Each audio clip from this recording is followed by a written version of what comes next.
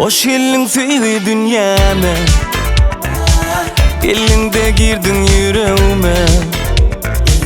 Bilmedim söyünüp seni, bağladın mı beni, sen beni. Sen geldin de beredin dünyamı, nereden çıktın melek mi, ay mi? Sen yanımda kadaklı, erkek yani. Yanımda bol hemişe, uğraşıp durun sen gerek yüreğime. Kal yanımda hemişe, başka da gerek değil, yeter yeter bana. Yanımda bol hemişe, uğraşıp durun sen gerek yüreğime. Kal yanımda hemişe, başka da gerek değil, yeter yeter bana.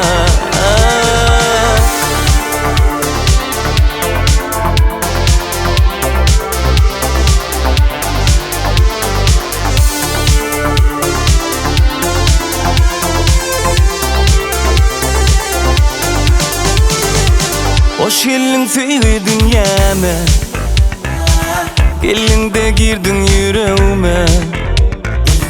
Bilmedim söyünüp seni, bağladın mı beni, sen beni.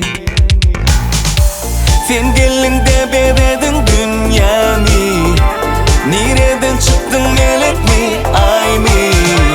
Sen yanımda kadaklı, erkek yani. Yanımda bol hemişe,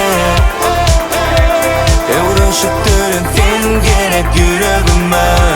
Kal yanımda hemişe, başka da gerek değil, yeter yeter bana. Yanımda bol hemişe, uğraşıp durun sen gerek yüreğime. Kal yanımda hemişe, başka da gerek değil, yeter yeter bana.